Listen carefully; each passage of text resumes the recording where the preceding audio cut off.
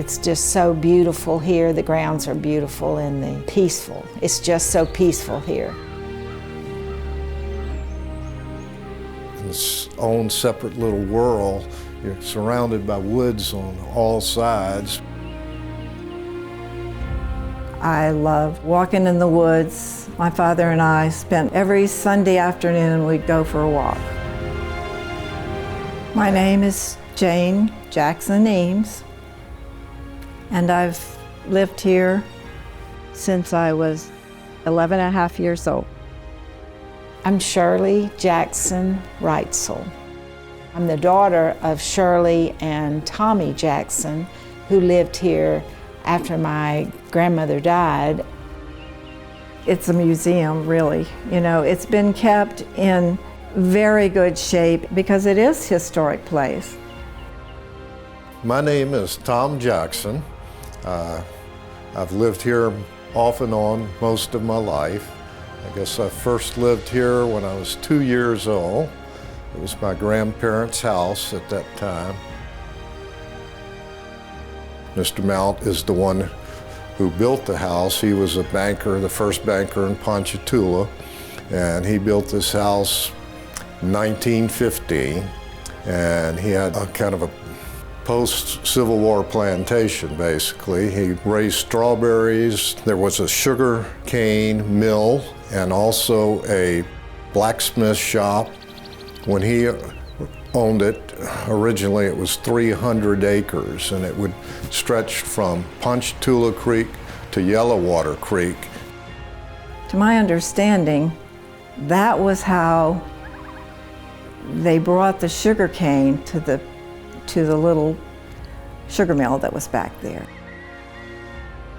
The house is so special in so many ways. The transom windows above the doors, it's got the bell system. When Mr. Mount built it, they had servants, and so they put a doorbell in every room, indented bookcases that are in the walls.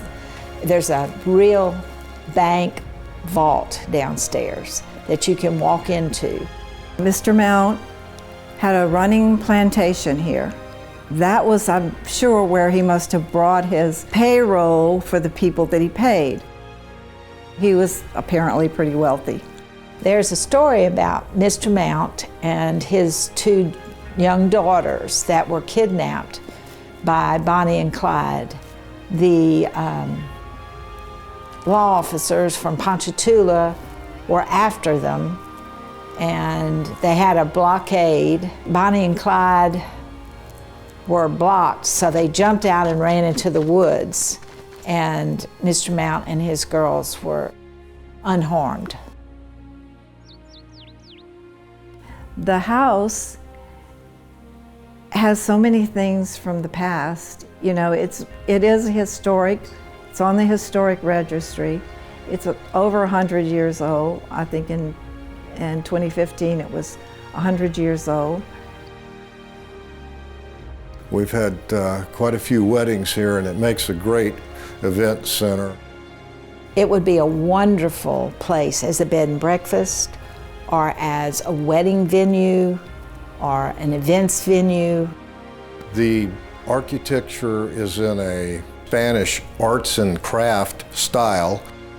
It's so special, so many special qualities here. And porch on each side of the house, all 4 sides.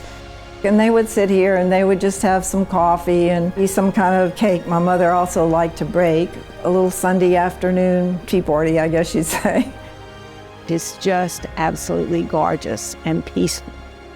And that's one of my favorite things to do, is to sit out on the porch.